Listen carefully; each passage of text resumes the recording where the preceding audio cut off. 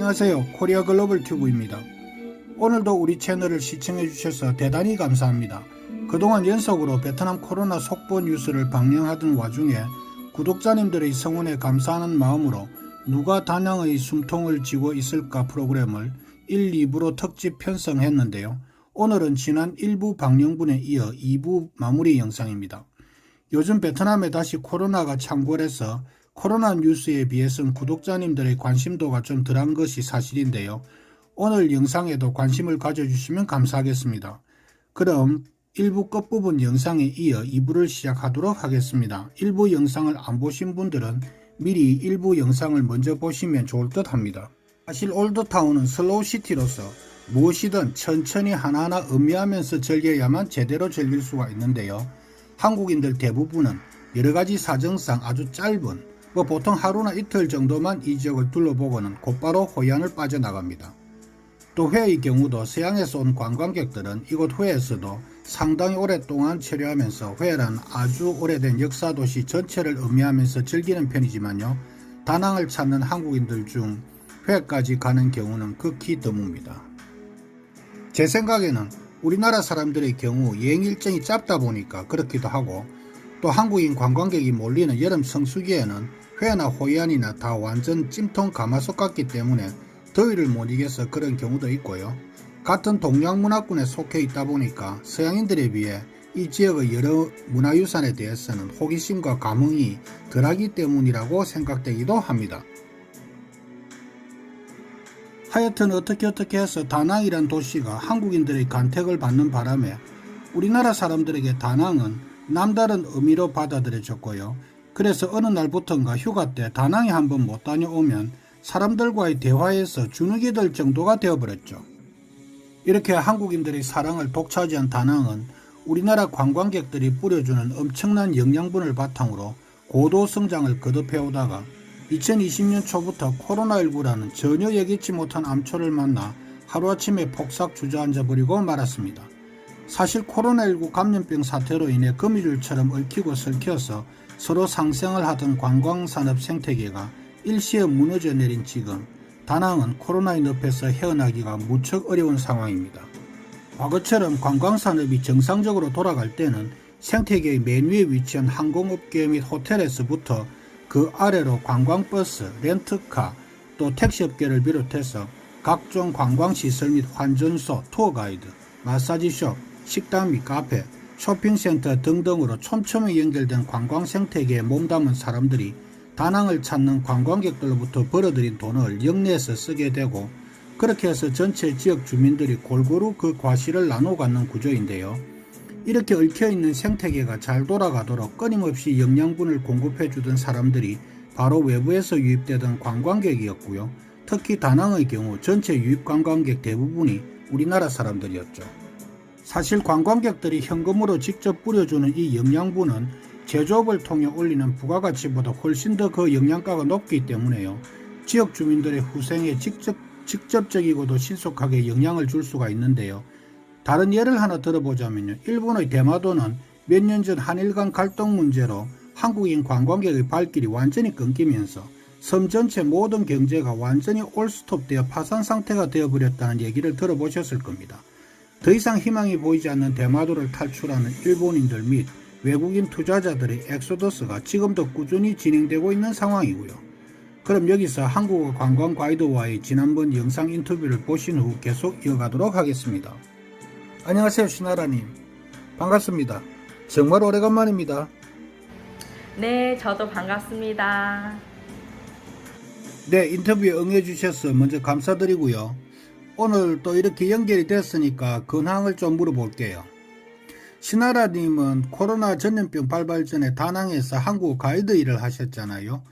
요새 관광객이 아예 없는데 혹시 지금 다른 일을 하고 있나요? 네, 지금은 다른 일을 하고 있습니다. 한국 스타트업 회사에 다니고 있죠. 네, 알겠습니다. 한 가지만 더 질문할게요. 만약 내년에 관광이 다시 가능해진다면 다시 가이드 일을 하실 의향이 있나요? 사실은 제가 여자로서 나이 좀 있고 결혼하고 아기가 있으면은 가이드 계속 하기가 조금 어렵긴 합니다.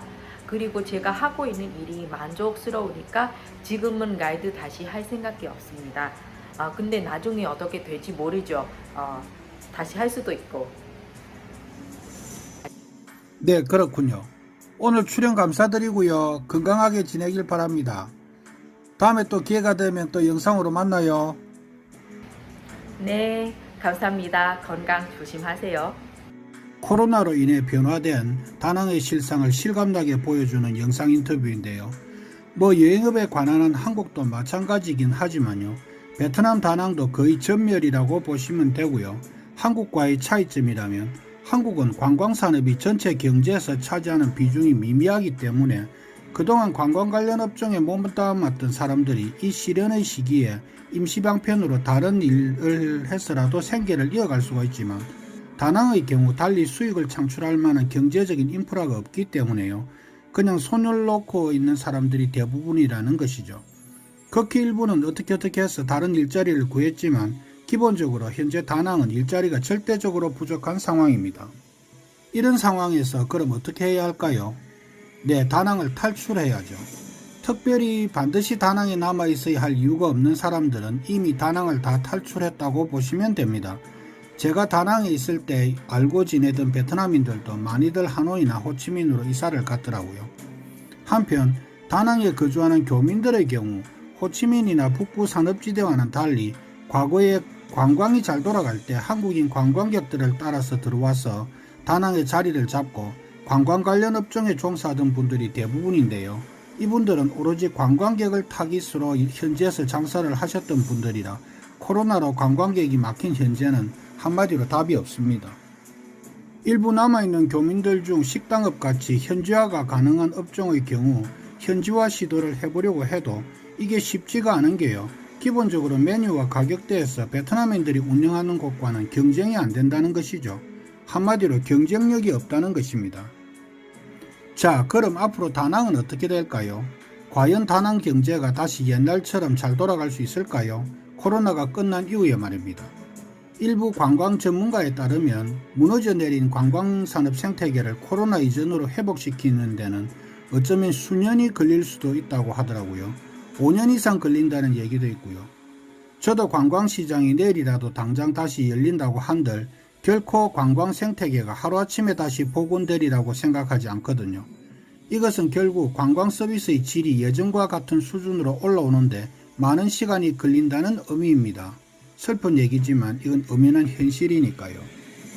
한편으로는 다낭시 차원에서도 코로나19를 계기로 지나온 관광산업 정책을 되돌아보면서 미래에 대비하는 정중동의 시간이 될 수도 있다고 보는데요.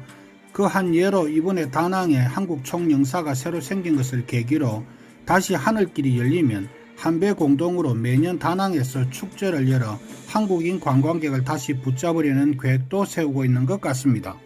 자, 이제 결론입니다. 과거 코로나 이전에 다낭을 먹여 살린 나라는 한국이었고 한국인 관광객이라 해도 과언이 아니죠. 일단 다낭의 장점은 도시가 한국인 친화적이라는 점, 또 언어 소통에 유리하다는 점, 한국에서 접근성이 좋다는 점 등인데요. 특히 기타 편의 시설이라든지 하는 것은 한국인의 입장에서 볼 때 베트남 어디에도 빠지지 않을 만큼 좋다고 생각합니다. 문제는 코로나 이후인데요. 코로나가 끝난 이후에는 어떻게 될까요? 네, 여전히 한국인 관광객이 다낭 경제를 살리느냐 마느냐의 키를 쥐고 있다고 봐야 할 것 같은데요. 다낭 경제의 생사 여탈권을 쥐고 있다고 해도 과언이 아닌 한국인 관광객들이 코로나 이후에도 변함없이 다낭을 즐겨 찾아줄지, 아니면 다낭은 다들 많이 가봤으니까 변심을 해서 다른 곳으로 눈을 돌리게 될지, 글쎄요. 코로나 이후에 어떻게 될지 그건 아무도 모릅니다. 네, 우리 채널이 특집으로 편성한 누가 다낭의 숨통을 쥐고 있을까는 여기서 마무리하도록 하겠습니다. 오늘도 우리 채널을 시청해 주셔서 대단히 감사합니다. 영상을 보신 여러분들의 의견을 남겨주시면 고맙겠고요. 구독자님들 모두 활기찬 한 주 되시길 바랍니다.